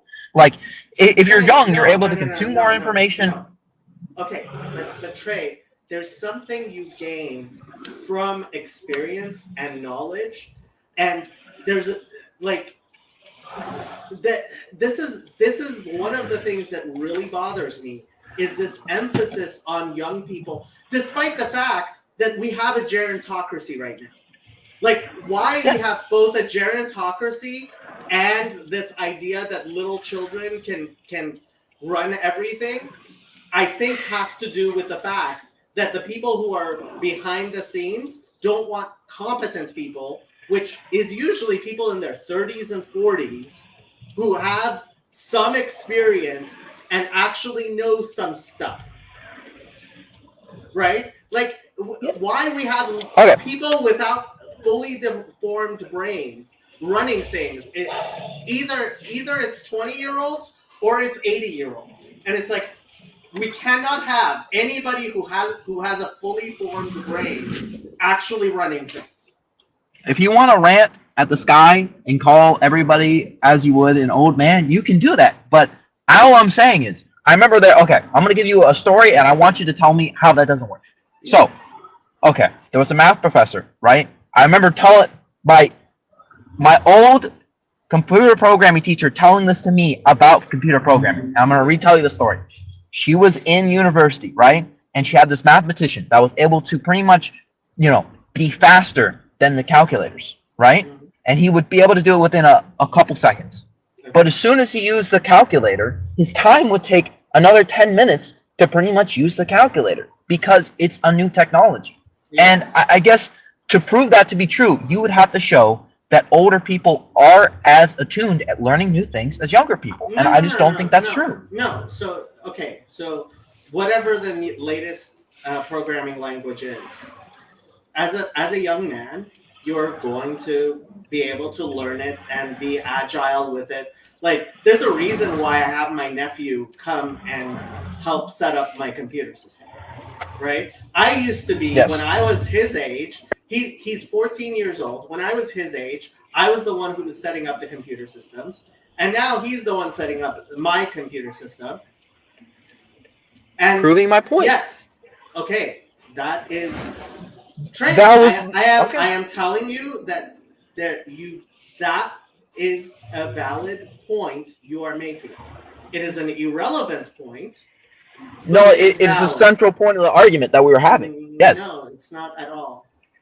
No, it was. Because your point was saying that journalism, right, is something that is universal. I'm saying no, different times and getting your degree at different times is going to have different effects on the argument. Because your whole point was you're trying to say that I'm the knowledgeable one and basically you should listen to me. And I was saying, wait, hold up. You're not from the time that would be relevant. No. So it's like the core of the argument. And let me explain to you why you're wrong. Okay. Because we're not talking about the question of, how do I actually, I know Quark Express, which nobody uses anymore, and I don't know Video Maker, which is what I should be using to be editing my videos. Quark Express was what was necessary back then, and it's completely, you can look up Quark Express. Nobody uses it anymore, right? That is irrelevant because we're not talking about methods of getting things done. We're talking about the fundamentals of how things function. Right. Okay. I'm not saying that wisdom and people being in their classes does not have approaches. I definitely think that if you're an older computer programmer, you can definitely talk better high level things than me. I'm not denying that. You probably have better structured And you have code. You better have experience with like trying to get things done and seeing how human beings like coding teams and working, making different people's codes working together.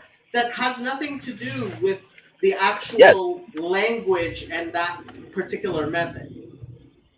Right. But the day to day and what's important is the language. It's literally the important part. But if you're talking high level, that's why they become managers, right? Because they're not as involved. Exactly, Trey. Yes. But over a certain amount of time, like these managers, right, are going to pretty much be like inefficient and not as involved in the current mainstream. But I'm not saying that they can't provide wisdom and everything like that. Look, every hierarchy tends towards corruption, but we always need corruption is a constant and everything is imperfect and you only have trade-offs. I realize all of that.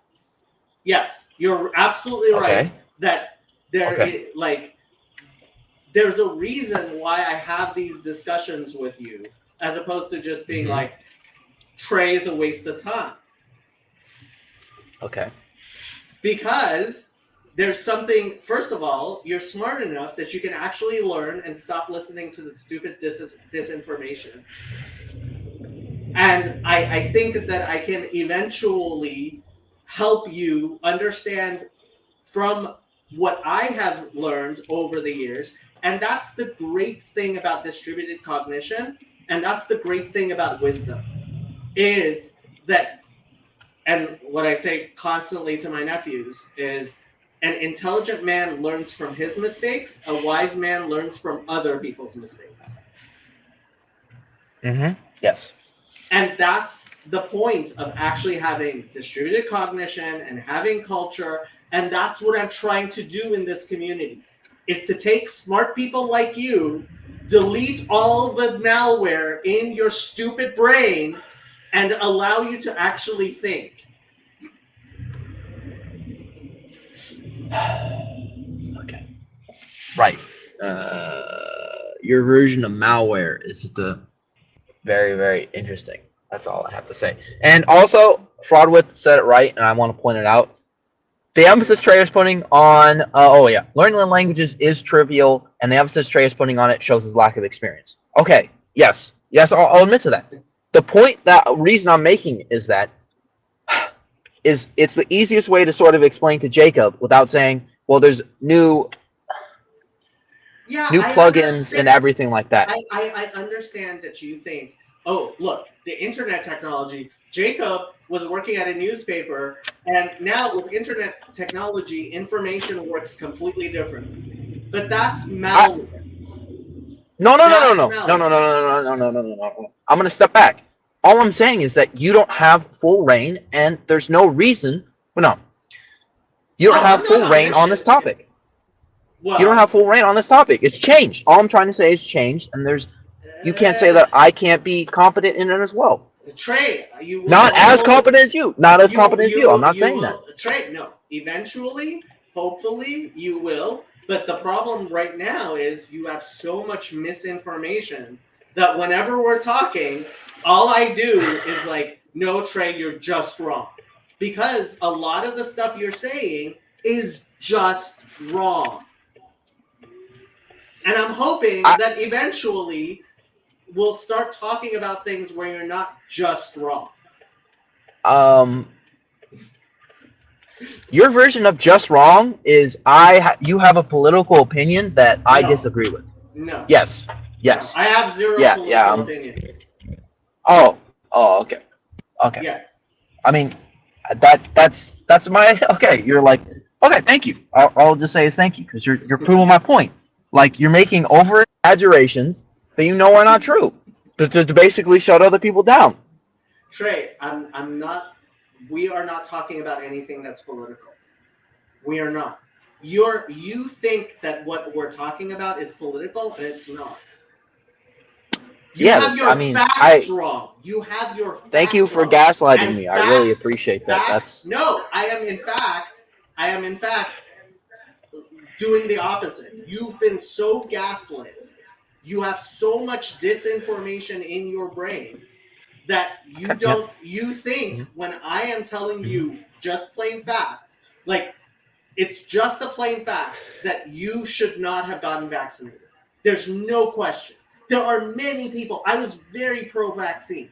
I am still very pro-vaccine. You specifically, you should not have gotten vaccinated.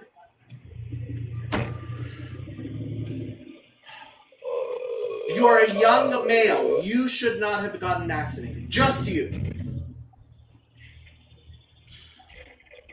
And that's something we know clearly now. What? Well, no, you're making a bunch of presumptions in that saying that I shouldn't get vaccinated. No, I'm not. What if I have family members, right, who can't get the vaccine? That's beside the point. Who are older? That's beside the point. No, that would be exactly to the point. I should be getting the vaccine if they can. Because you think that this is a vaccine which affects transmission, and unfortunately it doesn't. Unfortunately it doesn't. If it did, it would be great, but it doesn't.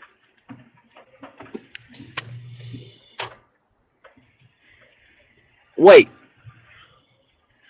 So are you saying that people who have the vaccine and people who don't have the vaccine transmit COVID at the same rates? Yes, that's what it's saying. So you're saying the R naught is the same? I guess, yeah, actually. So this, honestly, now we're getting into Sam Titteman territory, and I highly recommend actually listening to the thing because Sam actually knows what he's talking about with vaccines, and he was censored despite being a published author on this stuff. And that's my problem with wokeism is Jay Bhattacharya, who's an MD PhD. You know who that is? Did you hear about Jay Bhattacharya? Wait. Have you heard about Jay Bhattacharya?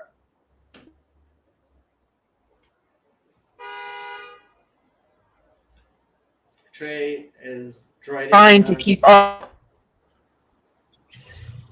You just went through the tunnel. I guess I'm trying to. I feel that you're like. Oh, exactly. I feel like you're drilling on me, and I'm trying to sort of understand all the points you're going at. Okay, so I think first you said it's not political and it doesn't have to do with my political opinions, but then you keep tying it back to this idea of the woke and everything, saying because I'm woke, I don't understand. No, because you've been programmed by the woke, and woke is not a political thing; it is a religious thing. Yeah, I would say also the IDW is a religious thing. The IDW it actually wasn't. That's why I ended up leaving the IDW space and coming here to the religious space. I think if you sort of see, all I would say is that they do have dogmas. Pretty much like for the one, I don't think that anybody in the IDW space will say that the media is trustworthy in some form or fashion. Because that's a fact. That's a dogma. The media. That's a dogma. No. That's a dogma. No, that's not a dogma. That is an empirical fact. Do you know the difference between a dogma and an empirical fact? I'm not going into this. Like, I'm not. It's like, I'm not getting tricked up in your word games. It's not going to happen. It's not word games. There's a difference between a fact and a dogma. A dogma is not a fact. Those two things are separate from each other. And you're treating them like they're the same. They're not.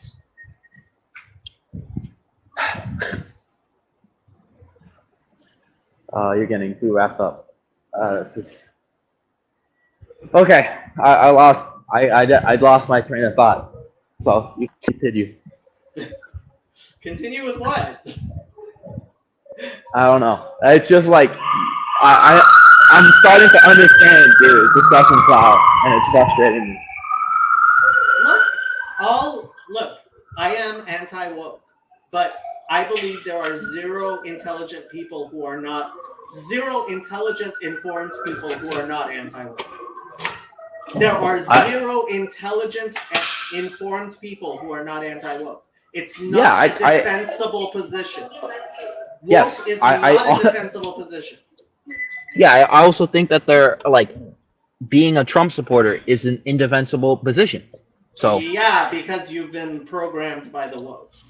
There are 78 million people who voted for Trump. That's not an indefensible. You can't say it's indefensible if 78 million people have it. You know, there's more woke people, right? Like, no, there more is woke not. people than there yes, there is. Definitely not. Yes, there is. No. Yes, there is. No. Yep. Nope. Yes, there is. There is not. Show me. Show me how I'm wrong. Show me how I'm wrong. Where did you get your numbers of woke people? Where did you get your number of Trump supporters? The number of people who voted for him? Do you think everyone who voted for Trump is a Trump supporter? Oh, I thought that was the definition we were using. If you're using a different definition of Trump supporter, I don't know what you mean. Well, I'm just asking. All I'm saying is you can vote for Trump without being a Trump supporter. Like, okay, if that's your that's your definition, then so you have to tell me what your definition of Trump supporter is, and then we can talk about being whether it's defensible. You're changing being supportive. Okay. Being supportive of. Being supportive of Trump and his positions. What does that mean, being supportive of Trump and his positions? You know what? I'm not even going to fight you on that. Sure. Anybody who voted for Trump is a Trump supporter. I'll go with that. Okay, fine. And you're saying that's indefensible?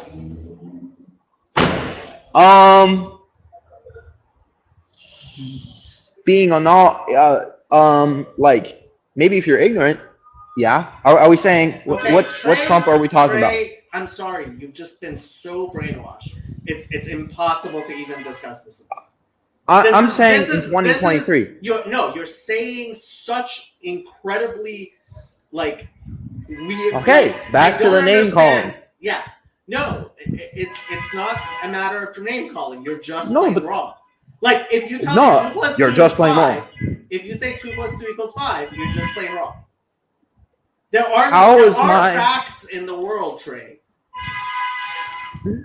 I'm just like, we can go bound around. You want to just keep saying I'm wrong, not adjusting my points? How is this different from you saying anti-woke? What's the difference? Like, you literally say woke is an indefensible position. I don't know what you mean by woke, and I don't know how it is an indefensible position.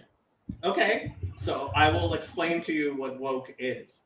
Woke is a term that anti-woke people use to label people that they are politically opposed to, who have a religious frame that comes with postmodern neo-Marxism.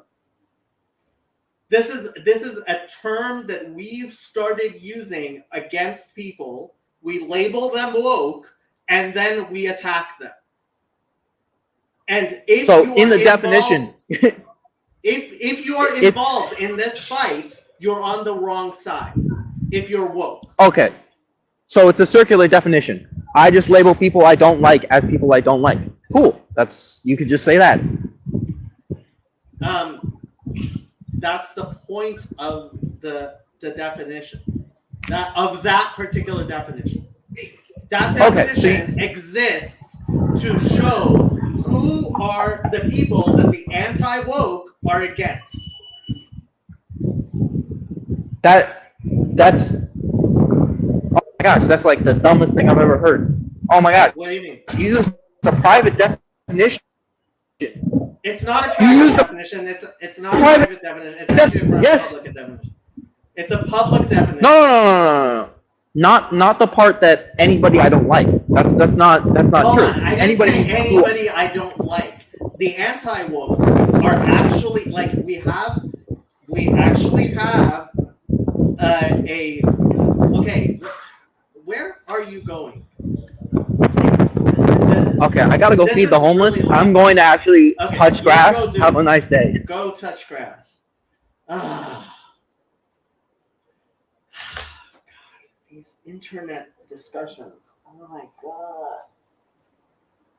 And you have to deprogram people individually.